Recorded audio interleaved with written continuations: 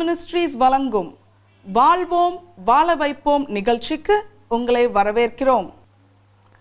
Jazz Ministries welcomes you to live life give life programme. சத்தியத்தை அறிவோம், சஞ்சலங்கள் நீங்கி சந்தோஷமாய் வாழ்வோம். சபையில்லா பகுதிகளில் சபைகள் நிறுவி தேவனுடைய இருதயத்தை குளிர பண்ணி நாமும் மகிழ்வோம். 365 simply supernatural truths that change your life and make you a world changer. உங்களையும் வாழ வைத்து உங்கள் மூலம் உலகையும் வாழ வைக்கும் இயற்கைக்கு அப்பாற்பட்ட லகுவான சத்தியங்கள் 365.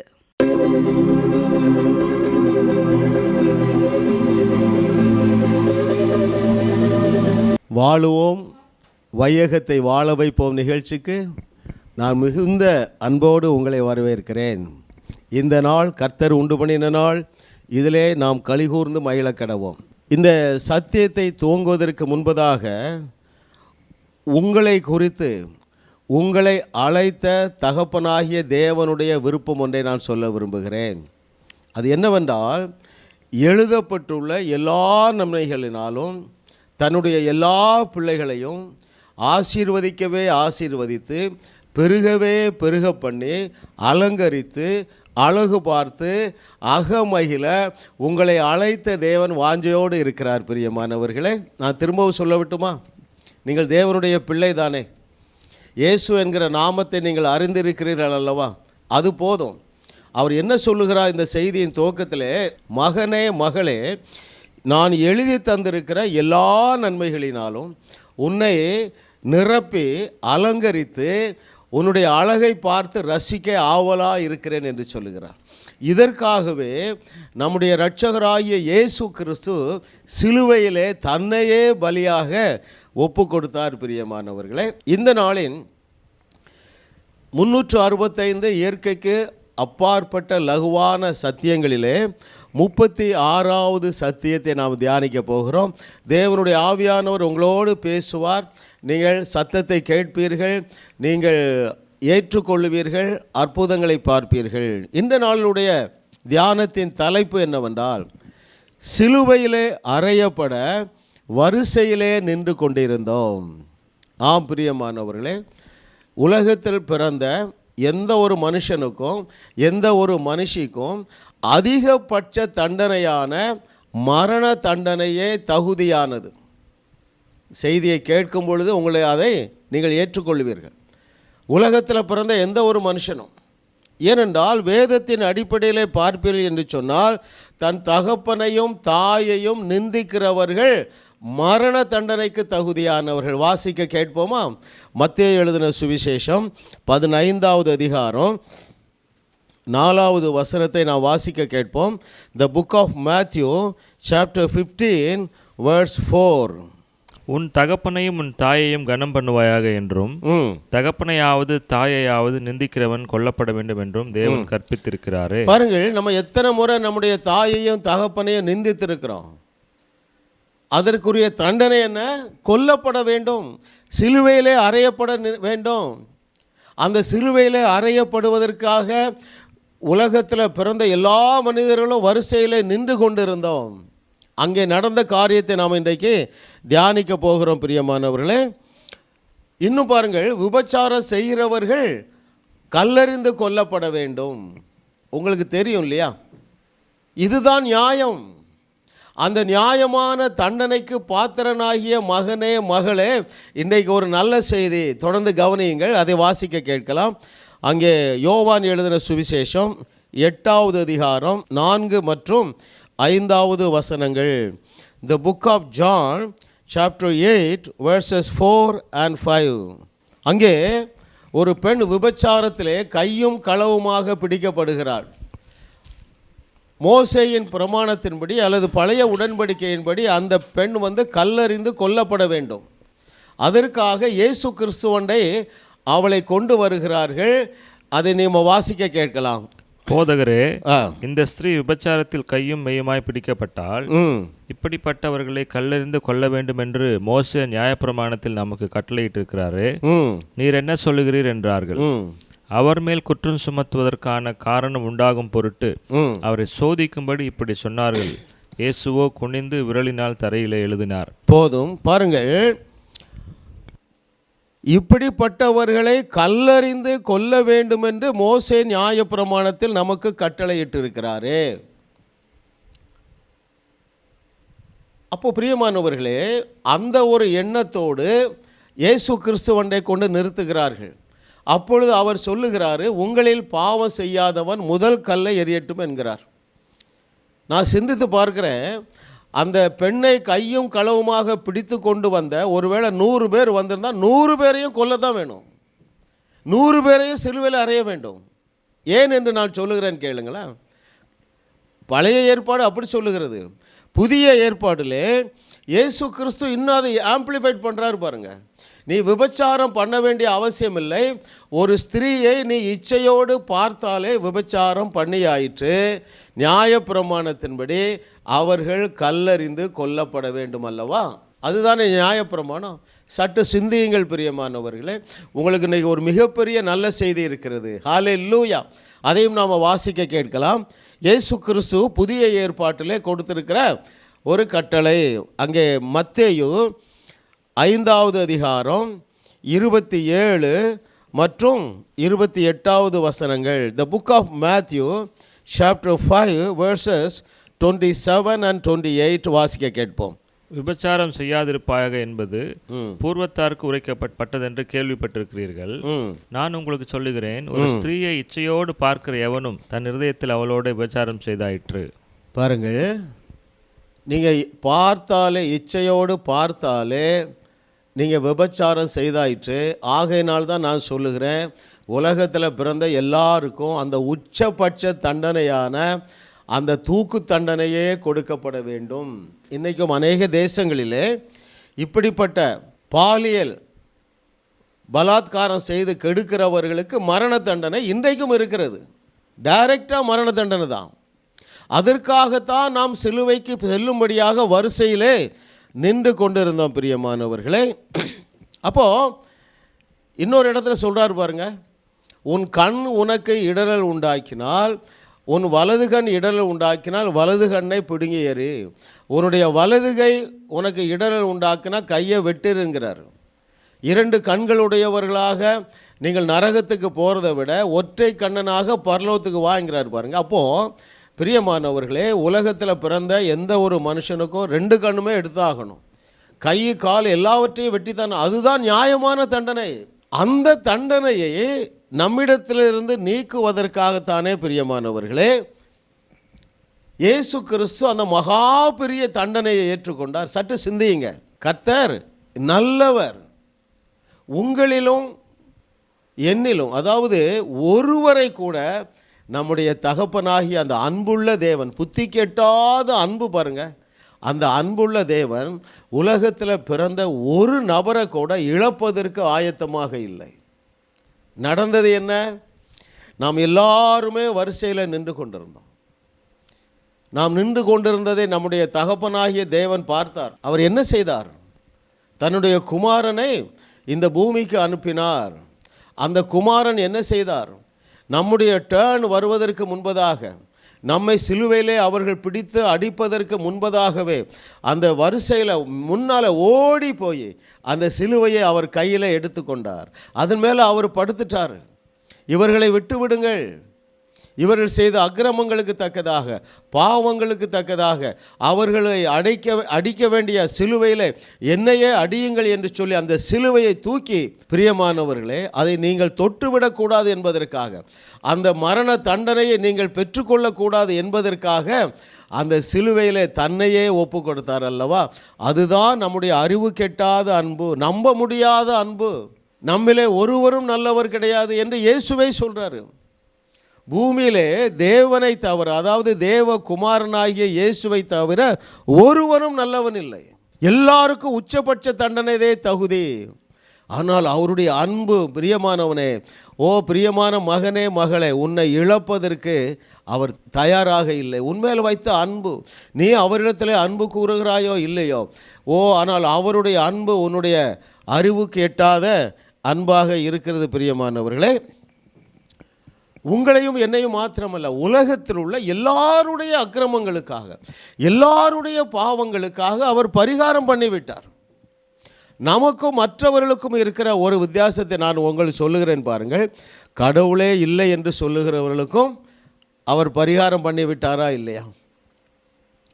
இயேசு கிறிஸ்துவை எதிர்க்கிறவர்களுக்கும் அவர் பரிகாரம் பண்ணிவிட்டாரா இல்லையா? கடவுள் இல்லை என்று சொல்லுகிறவர்களுக்கும் அவர் பரிகாரம் பண்ணிவிட்டார். அவர்களுக்கும் நமக்கும் உள்ள ஒரே ஒரு வித்தியாசம், அவர் எனக்காக மரித்தார் என்கிற அந்த வெளிச்சம் நமக்கு வந்தது பாருங்க. அவருடைய குமாரனாகிய இயேசு கிறிஸ்துவை ஏற்றுக்கொண்டவர்கள் எத்தனை பேர்களோ அத்தனை பேர்களும் தேவனுடைய பிள்ளைகளானோம். அவர்களுக்கும் ஆயத்தமாக இருக்குது, ஆனால் அவர்கள் ஏற்றுக்கொள்ளவில்லை. நீங்களும் நானும் கிருபையாக அதை ஏற்றுக்கொள்ளும்படியாக அந்த ஒப்பற்ற விசுவாசத்தை நமக்கு தந்தார் பாருங்க. கிருபையினாலே விசுவாசத்தை கொண்டு ரட்சிக்கப்பட்டீர்கள், இது உங்களால் உண்டானது அல்ல, தேவனுடைய ஈவு. நீங்களும் நானும் சிலுவையிலே அறையப்படக்கூடாது என்பத ஒரே காரணத்திற்காக பிரியமானவரே அவர் தன்னையே சிலுவையில் ஒப்பு கொடுத்தார். சிலுவையை கட்டி பிடிச்சிட்டார். என் பிள்ளைகள் இதுக்கு வந்துடக்கூடாது என்று சொல்லி அந்த சிலுவையின் மேன்மையை நீ அறிந்து கொள் மகனே, அதை நீ ஏற்றுக்கொள் மகனே, ஏற்றுக்கொள். இந்த செய்தியின் முடிவில் நான் உங்களுக்கு ஒரு 12 ஆசீர்வாதங்களை நான் உங்களுக்கு கற்றுத்தரப்போகிறேன். ஸ்க்ரீனில் நீங்கள் பார்க்க போகிறீங்க. அதை நான் சொல்லும்போது என்னோடு கூட சேர்ந்து நீங்கள் அறிக்கை செய்வீர்கள். அந்த சிலுவையின் புண்ணியங்கள் அத்தனையும் இந்த நாளிலிருந்து உங்களுக்கு சொந்தமாகிவிடும் பிரியமானவர்களே. மற்றபடி பாருங்கள், நம்முடைய நீதி எல்லாம் அழுக்கும் கந்தல் என்று உங்களுக்கும் தெரியும், தேவனுக்கு தெரியும். அவரே சொல்லிட்டார், உங்கள் நீதி எல்லாம் அழுக்கும் கந்தலும் ஆனது. இன்றைக்கி அநேகர் நினைக்கிறாங்க, நான் பரிசுத்தமாக வாழ்ந்து தேவனை பிரியப்படுத்த போகிறேன் என்று நினைக்கிறாங்க. முடியவே முடியாது பிரியமானவர்களே. உங்கள் நீதியெல்லாம் அழுக்கான கந்தல். ஐயா அன்னையா அப்படி சொல்கிறீங்க, நான் சொல்லலை, வேதம் சொல்லுகிறது, இயேசு கிறிஸ்து சொல்லுகிறார். அப்போ நான் என்னையா செய்யணும்? அவர் சிலுவையிலே செய்தவற்றை விசுவாசித்தால் போதும். விசுவாசிக்கிற எவனுக்கும் நீதி. எதை விசுவாசிக்க வேண்டும்? சிலுவையிலே நடந்த அந்த எக்ஸ்சேஞ்சை நீங்கள் விசுவாசிக்க வேண்டும். என்ன எக்ஸ்சேஞ்ச் நடந்தது?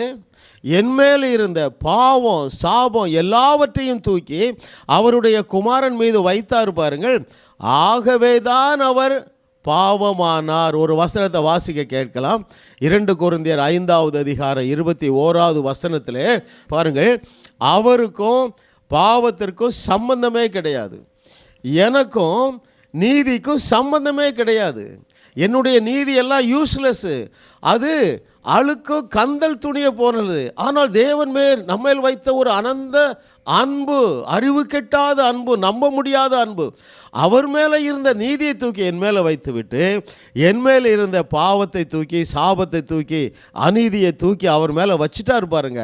அந்த எக்ஸ்சேஞ்சை நம்ம வாசிக்க கேட்போம். The book of 2 Corinthians chapter 5 verse 21. Thank you Jesus. நாம் அவருக்குள் தேவனுடைய நீதியாகும்படிக்கு, நீங்கள் கவனிங்க, நாம் தேவனுக்குள் தேவநீதி ஆகும்படிக்கு பாவம் அறியாத அவரை நமக்காக பாவமாக்கினார். அவருக்கு பாவமே தெரியாதுங்க. ஆனால் எப்படி பாவமானார்? என்னுடைய உங்களுடைய பாவத்தை தூக்கி அவர் மேலே வச்சார் பாருங்க, அதனால தான் பாவமானார். இதுதான் சிலுவையில் நடந்தது பிரியமானவர்களே.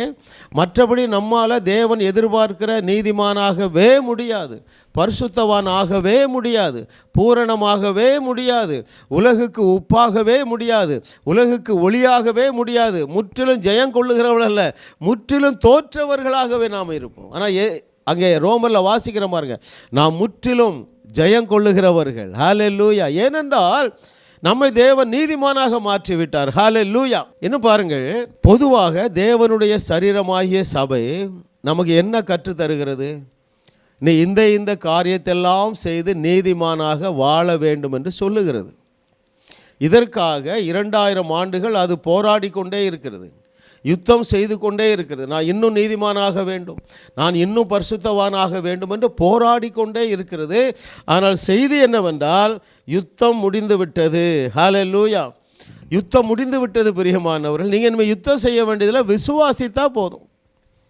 ஒரு போதகர் கூடுகையிலே நான் பேசும் பொழுது இந்த வசனத்தை ஆரம்பித்து விட்டேன்.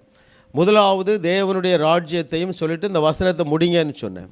அதில் பாதிக்கும் அதிகமான போதவர்கள் என்ன சொன்னார்கள் தெரியுமா? முதலாவது தேவனுடைய ராஜ்யத்தையும் நீதியையும் தேடுங்கள் என்றார்கள். அது முற்றிலும் தவறானது. அதில் முக்கியமான வார்த்தையே அவருடைய நீதியை தேட சொன்னார். முதலாவது தேவனுடைய ராஜ்யத்தையும் அவருடைய நீதியை தேடணும். ஹிஸ் ரைச்சியஸ்னஸ், அவருடைய நீதி எப்படி வரும்? Only by faith, no other way. வேறு வழியில் தேவன் எதிர்பார்க்கிற அந்த நீதியை மகனே மகளே நீ பெற்றுக்கொள்ளவே முடியாது. அந்த தேவ நீதி விசுவாசத்தினால் மாத்திரம்தான் வரும். அங்கே ரோமர் 10வது அதிகாரம் அங்கே 2-3 வசனங்களை வாசிக்க கேட்போமா? The book of Romans chapter 10 verses 2, 3, 4 நல்லா கவனிங்க. உங்களுக்கு வைராக்கியம் இருக்கலாம், நான் இன்னும் பரிசுத்தமாகணும், இன்னும் நான் தேவனை பிரியப்படுத்தணும் என்று உங்களுக்கு வைராக்கியம் இருக்கலாம். நான் எதையாவது செய்து தேவனை பிரியப்படுத்தணும், நிறைய நேரம் ஜெபம் பண்ணி தேவனை பிரியப்படுத்தணும், நான் நிறையா உபவாசம் பண்ணி தேவனை பிரியப்படுத்தணும் என்று நினைக்கிற மகனே மகளே, வேதம் சொல்லுகிறது உனக்கு அறிவு இல்லை என்று சொல்லுகிறது. வாசிக்க கேட்போமா? ரோமர் 10வது அதிகாரம் 2, 3 மற்றும் 4 வசனங்கள். தேவனை பற்றி அவர்களுக்கு வைராக்கியம் உண்டு, தேவனை பற்றி உங்களுக்கு வைராக்கியம் இருக்கிறது, அவர்களை குறித்து சாட்சி சொல்லுகிறேன். ஆகிலும் அது அறிவுக்கேற்ற வைராக்கியம் அல்ல. அறிவுக்கேற்ற வைராக்கியம் அல்ல. ஏன்? வாசிக்கலாம். எப்படி என்றால் அவர்கள் தேவ நீதியை அறியாமல், விசுவாசத்தினால் வர வேண்டிய தேவ நீதியை அறியவில்லை, தங்கள் சுய நீதியை நிலைநிறுத்த தங்களுடைய பிரயாசம், தங்களுடைய கிரியை, தங்களுடைய ஜெபம், தங்களுடைய பரிசுத்தத்தை நம்பி தேவ நீதிக்கு கீழ்ப்படியாது இருக்கிறார்கள். அந்த நீதியை ஏற்றுக்கொள்ளாமல் இருக்கிறார்கள். விசுவாசிக்கிற எவனுக்கும் நீதி உண்டாகும்படியாக கிறிஸ்து நியாயப்பிரமாணத்தின் முடிவாக இருக்கிறார். நல்லா கவனிங்க. விசுவாசிக்கிற எவனுக்கும் தேவ நீதி உண்டாகும்படியாக அவர் மனித கிரியைகளை நீக்கிவிட்டார். பாருங்கள் பிரியமானவர்களே, அவர் மனுஷ கிரியைகளை நிறைவேற்றி விட்டார், முடிச்சு விட்டார். நியாயப்பிரமாணத்துக்கு முடிவு கட்டிட்டார். இப்போ ஒரே ஒன்று தான் வேலை செய்யும், விசுவாசம் மாத்திரம்தான் வேலை செய்யும். ஹல்லேலூயா. என்றைக்கு இந்த சத்தியத்தை நான் அறிந்து கொண்டேனோ அந்த நாள்லேருந்து எனக்கு பயங்கரமான விடுதலை. பாவம் செய்வது முற்றிலுமாக நின்று போய்விட்டது பிரியமானவர்களே. பாவ எண்ணமே வரவில்லை. ஹல்லேலூயா. அப்படிப்பட்ட ஒரு பரிசுத்த வாழ்க்கை வாழ வேண்டுமா? இந்த பகுதியை திரும்பவும் வாசிங்க. அங்கே ரோமர் முழுவதும் வாசிங்க. திரும்ப திரும்ப விசுவாசத்தினால் வர்ற நீதியைத்தான் வேதம் சொல்லுகிறது பிரியமானவர்களே. கர்த்தர் நல்லவர், அவர் கிருபை என்றும் உள்ளது. இப்பொழுது நான் உங்களுக்கு அந்த அறிக்கையை நாம் எல்லாரும் சேர்ந்து சொல்ல போகிறோம். அந்த ஸ்க்ரீனில் இப்பொழுது அதை திரையிடுவார்கள். என்னோடு கூட சேர்ந்து நீங்கள் முடிந்தால் உங்களுடைய அறையை அடைத்து கொண்டு சத்தமாக நீங்கள் அதை அறிக்கை செய்யுங்க. ஏனென்றால் எபிரேயத்தில் நிருபத்தில் வாசிக்கிறோம், உங்கள் நம்பிக்கையை அறிக்கை இடுகிறதுல அசைவில்லாமல் உறுதியாக இருக்க கடவோம் என்று சொல்லியிருக்கிறது. இப்பொழுது நம்ம ஆரம்பிப்போமா? ஒரு 5 நிமிடங்கள் அல்லது 7 நிமிடங்களில் முடித்து விடலாம். பாருங்கள், அந்த முதலாவது பாருங்கள், லிவ் ஜீசஸ். இயேசுவை வாழுவோம். எப்படி இயேசுவை வாழ முடியும்? Tremendous provisions by marvellous exchange.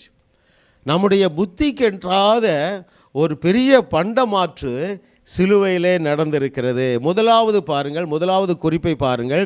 இந்த அறிக்கையை நீங்கள் உணர்வோடு சொல்லும் பொழுது அது சாத்தானின் கிரியைகளுக்கு சாவுமணியாக இருக்கும் பிரியமானவர்களே. இம்மையிலும் மறுமையிலும் நான் எவ்வித கஷ்டமும் படக்கூடாது என்னும் ஒரே காரணத்திற்காகவே என் இயேசு சிலுவையில் எல்லா கஷ்டத்தையும் அனுபவித்தார். எனவே எனக்கு எவ்வித கஷ்டமும் கிடையாது, கிடையவே கிடையாது. என்னாலும் எப்பொழுதும் இன்பம் இன்பமே. ஹல்லேலூயா. இரண்டாவது அறிக்கை பாருங்கள், என்னோடு சேர்ந்து நீங்கள் சொல்லுங்கள். இதை திரும்ப திரும்ப உங்கள் வீட்டில் அறிக்கை செய்யுங்கள்.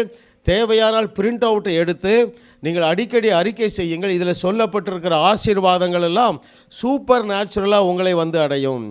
இரண்டாவது அறிக்கை என்னவென்றால், நான் அசட்டை பண்ணப்படக்கூடாது என்பதற்காகவே, என்று சொன்னால் அந்த ஒரே காரணத்திற்காகவே அவர் அசட்டை பண்ணப்பட்டார். எனவே என்னை எவரும் ஒரு நாளும் அசட்டை பண்ண முடியாது, முடியவே முடியாது. இயேசு கிறிஸ்து நாமத்தில் எப்பொழுதும் எங்கும் ஐ ஆம் விவிஐபி, நான் எங்கே போனாலும் மிக மிக முக்கியமானவன், வெரி வெரி இம்பார்ட்டன்ட் பர்சன். ஹல்லேலூயா. மூன்றாவது, நான் புறக்கணிக்கப்படக்கூடாது என்பதற்காகவே அவர் புறக்கணிக்கப்பட்டார். என் இயேசு புறக்கணிக்கப்பட்டார். எனவே என்னை எவரும் ஒரு நாளும் புறக்கணிக்க முடியாது, முடியவே முடியாது. மீட்பரின் நாமத்தில் நான் எல்லாருக்கும் தேவையானவன். ஹல்லேலூயா. நான்காவது அறிக்கை, எல்லாமே சிலுவை புண்ணியங்கள், அந்த மாபெரும் எக்ஸ்சேஞ்ச். நான் துக்கப்படக்கூடாது என்பதற்காகவே அவர் துக்கம் நிறைந்தவரானார். எனவே எனக்கும் துக்கத்திற்கும் சம்பந்தமே கிடையாது, கிடையவே கிடையாது. இடைவிடாத குதூகலமும் கொண்டாட்டமுமே என் தலையெழுத்து. ஹல்லேலூயா. அடுத்து ஐந்தாவது பாருங்கள், அவரது பிள்ளையாகிய நான் பாடுபடவே கூடாது என்பதற்காகவே என் இயேசு பாடுகளையெல்லாம் அவர் அனுபவித்தார். ஏனென்றால் என்னுடைய பாடுகள் எல்லாம் அவர் மேல் வைக்கப்பட்டது. எனவே எவ்வித பாடும் என்னை அணுகாது, அணுகவே அணுகாது. பூரண விடுதலையின் வாழ்வே என் தலையெழுத்து. ஆமேன். ஆறாவது பாருங்கள், நான் காயப்படக்கூடாது என்பதற்காகவே அவர் காயப்பட்டார். எனவே என் வாழ்வில் விபத்து என்பது கிடையவே கிடையாது. என் வாழ்வின் ஒவ்வொரு நொடியும் அவரது செட்டைகளின் கீழே பாதுகாப்பாகவே இருக்கிறேன். 7, எனக்கு நிரந்தர சமாதானத்தை உண்டு பண்ணும் கட்டாயம் அவர் மேல் வந்தது. எனவே எனக்கு எந்த தண்டனையும் கிடையாது, கிடையவே கிடையாது. என்னுடைய கடந்த கால, நிகழ்கால மற்றும் எதிர்கால எல்லா பாவங்களுக்கும் அவர் பரிகாரம் பண்ணிவிட்டார். இயேசு சிந்தின ஒப்பற்ற அவரது இரத்தத்தின் மதிப்பை குறைத்து மதிப்பிடும் பாவத்தை நான் செய்ய துணியவே மாட்டேன். 8வது பாருங்கள், நான் வியாதிப்படவே கூடாது என்பதற்காகவே அவர் தம் சரீரமெங்கும் தழும்புகள் பெற்றார். எனவே எவ்வித வியாதியும் என் சரீரத்தை தொடவே முடியாது, தொடவே முடியாது. என் வாழ்நாளெல்லாம் சுகத்தோடும் பலத்தோடும் வாழ்ந்து எண்ணற்ற வியாதியஸ்தர்களை சுகமாக்குவேன், அநேக மரித்தோரை உயிரோடு எழுப்புவேன். 9, என்னை ஐஸ்வர்யவனாக்க வேண்டுமென்னும் ஒரே காரணத்திற்காகவே அவர் தரித்திரரானார். எனவே என் வாழ்நாளெல்லாம் செல்வ சீமானாகவே வாழ்ந்து கொண்டிருப்பேன், எண்ணற்ற ஏழைகளுக்கு ஏற்றமிகு வாழ்வளிப்பேன். 10, எனக்கும் என் தகப்பனாகிய தேவனுக்கும் பகையை உண்டாக்கிய சட்ட திட்டங்களாகிய நியாய பிரமாணத்தை ஒழித்து கொண்டு தகர்த்து விட்டார். எங்களுக்குள்ளே சமாதானத்தை உண்டு பண்ணவே இயேசு கிறிஸ்து ஆக்கினை அடைந்தார். என்னை குறித்து எப்பொழுதும் என் தகப்பனாகிய தேவன் திருப்தியாகவும் சந்தோஷமாகவும் மகிழ்ச்சியாகவும் இருக்கிறார். நான் குற்றமற்றவன், நீதிமான், பரிசுத்தமாக்கப்பட்டவன், பரிபூரணமாக்கப்பட்டவன். என்னை நானும் குற்றப்படுத்த மாட்டேன், எவரையும் குற்றப்படுத்தவும் விடமாட்டேன். 11, நான் உலகத்திற்கு உப்பாகவும் ஒளியாகவும் தேவனால் ஏற்படுத்தப்பட்டிருக்கிறேன். கிமு 1 நூற்றாண்டை வாழ வைக்க தேவன் இயேசு கிறிஸ்துவை இந்த பூமியிலே வைத்திருந்தது போல, கிபி 1 நூற்றாண்டை ஆசீர்வதிக்க சீடர்களை வைத்திருந்தது போல, 21ஆம் நூற்றாண்டின் ஜனங்களை பிசாசின் பிடியிலிருந்து விடுவித்து கட்டவிழ்த்து வாழ வைக்க என்னையே நம்புகிறார். நான் அவரை ஏமாற்ற மாட்டேன். என்னை கொண்டு அவர் செய்ய போகிற காரியங்கள் மிகவும் பயங்கரமாக இருக்கும். கடைசியாக நான் வாயை திறந்து அவருடைய சிலுவை புண்ணியங்களை பிரகடனப்படுத்த வேண்டும் என்பதற்காகவே அவர் வாயை திறவாதிருந்தார். என் வாயை மூடவே மாட்டேன், மூடவே மாட்டேன். சமயம் வாய்த்தாலும் வாய்க்காவிட்டாலும் சிலுவையின் மேன்மைகளை வாயை திறந்து முழங்குவேன், முழங்கிக் கொண்டே இருப்பேன். ஊரெங்கும் முழங்குவேன், உலகமெங்கும் முழங்குவேன். கர்த்தர் அற்புதமான தேவன். உங்களுக்கு அறிவுக்கு எட்டுகிற வழியில் இந்த எக்ஸ்சேஞ்ச் நடக்கவில்லை. 12 எக்ஸ்சேஞ்சை நாம் இப்பொழுது பார்த்தோம் பிரியமானவர்களே. இதை நீங்கள் யூடியூப்பில் பார்க்கலாம், அதை ரிவைண்ட் பண்ணி கேளுங்க. இந்த ஆடியோ மாத்திரம், இந்த 12 அறிக்கையை மாத்திரம் நீங்கள் கட் பண்ணி கூட உங்கள் மொபைலில் லோடு பண்ணுங்கள். ஒரு நாளைக்கு நீங்கள் பிரயாணம் பண்ணும் பொழுது, வேலை செய்யும் பொழுது இதை ஒரு 10 முறை ஒரு மாதம் கேளுங்கள் பிரியமானவர்களே. எழுதப்பட்டுள்ள எல்லா நன்மைகளையும் நீங்கள் பெற்று அனுபவிப்பீர்கள். கர்த்தர் நல்லவர். கடைசியாக இந்த தலைப்பை நான் சொல்லி முடிக்கிறேன். சிலுவையிலே அறையப்பட வரிசையிலே நின்று கொண்டிருந்தோம். ஆனால் தேவன் நம்மேல் வைத்த அந்த ஒப்பற்ற, நம்மால் புரிந்து கொள்ள முடியாத அன்பு நிமித்தமாக நம்மை ஒருவரையும் இழக்க அவர் ஆயத்தம் இல்லாது இருந்ததுனால அவருடைய மகனையே, அவருடைய ஒரே பேரான குமாரனாகிய இயேசுவையே சிலுவையிலே ஒப்பு கொடுத்ததுனால நீங்களும் நானும் இன்றைக்கு நிம்மதியாக வாழ்ந்து கொண்டிருக்கிறோம். ஆனாலும் அந்த நன்மைகளை அநேகர் பெற்றுக்கொள்ளவில்லை. இந்த நாளிலிருந்து ஒரு வித்தியாசம் உண்டாகட்டும். சிலுவையின் ஆசீர்வாதங்களை நீங்கள் பெற்று அனுபவித்து தேவனுடைய நாமத்திற்கு மகிழ்ச்சியாகவும் கீர்த்தியாகவும் புகழாகவும் மகிமையாகவும் வாழ்ந்து சுகித்திருப்பீர்கள் என்று சொல்லி இயேசுவின் நாமத்தில் நான் உங்களை ஆசீர்வதிக்கிறேன். ஆமென், ஆமென். மனக்கண்கள் திறக்கப்பட்டு உங்கள் விசுவாசம் கட்டவிழ்க்கப்பட தரமான தமிழ் மற்றும் ஆங்கில புத்தகங்களுக்கு, மனம் புதிதாகப்பட்டு மறுரூபம் அடைய ஆடியோ மற்றும் வீடியோ செய்திகளுக்கு, வியாதியஸ்தர்களை சுகமாக்க 2 நாள் பயிற்சி பெற, அருட்பணி தலைவர்கள் பயிற்சி பெற, ஜெப உதவிக்கு மற்றும் காணிக்கை அனுப்ப எங்களை தொடர்பு கொள்ளுங்கள். 73282707 733882707